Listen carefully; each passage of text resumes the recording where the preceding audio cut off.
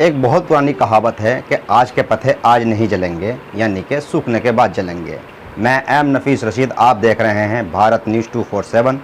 खबर को आखिर तक देखें और ज़रा जानने की कोशिश करें कि जिस तरह से पूरे भारत की बदनामी पूरी दुनिया में हुई है, वे सिर्फ ओनली फॉर एक पार्टी की वजह से हुई है और उसका नाम है भारतीय जनता पार्टी।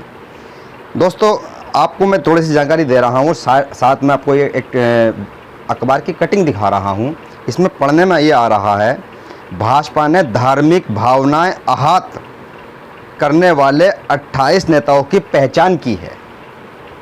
यानी कि जब अरबियों ने हंगामा काटना शुरू किया और पूरी दुनिया के अंदर किरकिरी हो गई, तब आज भारतीय जनता पार्टी को ये महसूस हो रहा है कि उसके लोग ही धार्मिक नफरतें फैला रहे थे। और जब हम जैसे लोग या बहुत सारे सोशल एक्टिविस्ट ये समझाने की कोशिश कर रहे थे, ये बताने की कोशिश कर रहे थे भारतीय जनता पार्टी को खास करके कि आपके लोग अंधभक्ति में इतने लीन हो चुके हैं कि वो ये नहीं देख रहे हैं कि मूल निवासी हैं कौन। जो भारतीय मुसलमान जिनको कहा जाता है, इस पे भी सवाल उठने लगे थे कि भारतीय ही मुसलमान क्यों कहते हैं। आपने टीवी डिबेट में देखा होगा, भारतीय मुसलमान क्यों, भारतीय मुसलमान यूं, पाकिस्तानी मुसलमान भी होता है, अरबी मुसलमान भी होता है, ईरानी मुसलमान भी होता है, कुवैती मुसलमान भी होता है। पूरी दुनिया के देशों से नाम जुड़कर मुसलमानों का जुड़ता है। इसी तरह भारत में रहने वाले या जो भारत में इस्लाम को लेके आए और फिर भारतीय मुसलमानों ने इस्लाम एक्सेप्ट किया, यानी कि इस्लाम धर्म कबूल किया और समानता के आधार पर सब एकजुट होते चले गए, तो उनको ही भारतीय मुसलमान कहा जाता है। तब इनके नाम पर यह भी सवाल उठने लगा था कि भारतीय ही मुसलमान क्यों, यानी कि मुसलमान होते हैं तो वाकई में ये बात तो सच है, मुसलमान होते हैं, ये क्यों कहा जाए कि भारतीय मुसलमान। पर ऐसा इसलिए कहा जाता है कि ये सोशल मीडिया का ज़माना है, मीडिया का ज़माना है, हर आदमी के हाथ में फ़ोन है और वो अपने आपे को विश्व स्तर पर प्रकाशित करना चाहता है। फेसबुक, यूट्यूब या व्हाट्सएप, ये ऐसे बहुत से यानी कि प्लेटफॉर्म हैं जिनके माध्यम से आदमी अपनी प्रसिद्धि चाहता है। जब प्रसिद्धि चाहता है तो दुनिया को बताना चाहता है कि वो भारत का निवासी है, भारतीय है। ऐसे पाकिस्तान वाले कहते होंगे, ऐसे ही अरब वाले भी कहते होंगे, अमेरिका वाले भी कहते होंगे कौन है, अमेरिकन नागरिक है। तो इसमें कोई बड़ी बात नहीं है। यहाँ भी सवाल क्यों उठाना? अब सवाल यही है जो बात पीछे थी कि 38 भारतीय जनता पार्टी ने जो चिन्हित किए हैं, उसके वो नेता जो बयान देते थे, धार्मिक बयान देते थे, अब उनको खामोश करने की बात की जा रही है। ये अखबार की कटिंग है, नहीं मालूम कौन सा अखबार है। इस तरह की भ्रामक खबर भी हो सकती है, मैं इसकी पुष्टि नहीं कर रहा हूँ।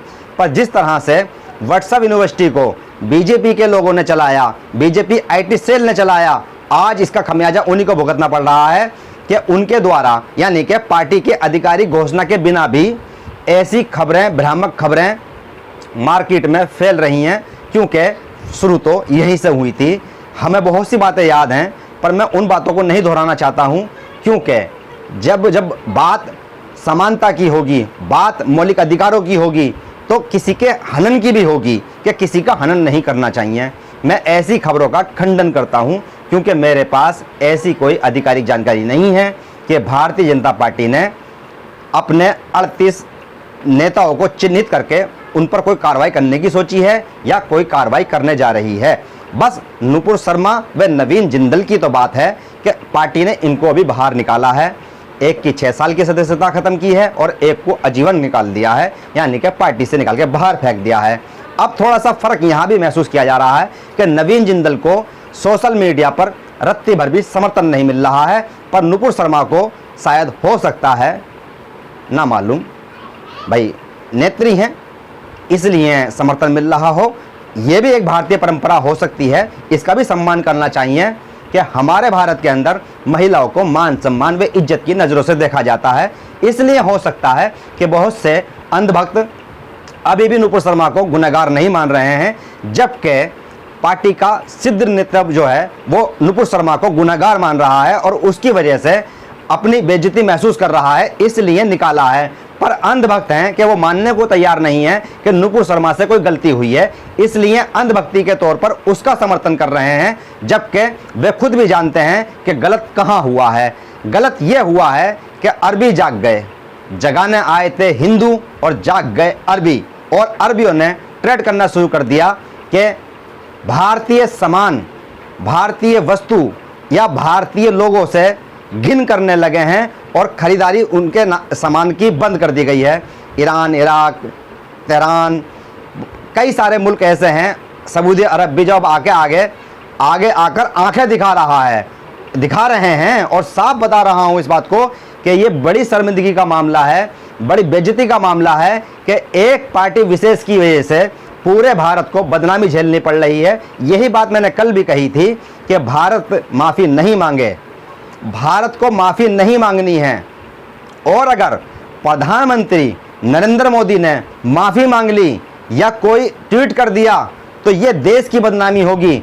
भारतीय जनता पार्टी के प्लेटफॉर्म से माफ़ी मांगनी चाहिए। भारतीय जनता पार्टी के लोग माफ़ी मांगें, शर्म करें और ट्वीट करें और लगातार हैशटैग चलाएं कि उनको माफ़ किया जाए। गलती भारतीय जनता पार्टी के लोगों ने की है। पार्टी ने साफ साफ कह दिया है कि नुपुर शर्मा के व नवीन जिंदल के बयान से पार्टी का कोई संबंध नहीं है। ये पहली चिट्ठी में पढ़ लिया आपने, दूसरी चिट्ठी में आपने ये पढ़ लिया, दूसरी और तीसरी जो जारी हुई है कि इनके आजीवन, एक की आजीवन का सदस्यता रद्द कर दी गई है, दूसरे को निकाल के बाहर 6 साल के लिए कर दिया गया है।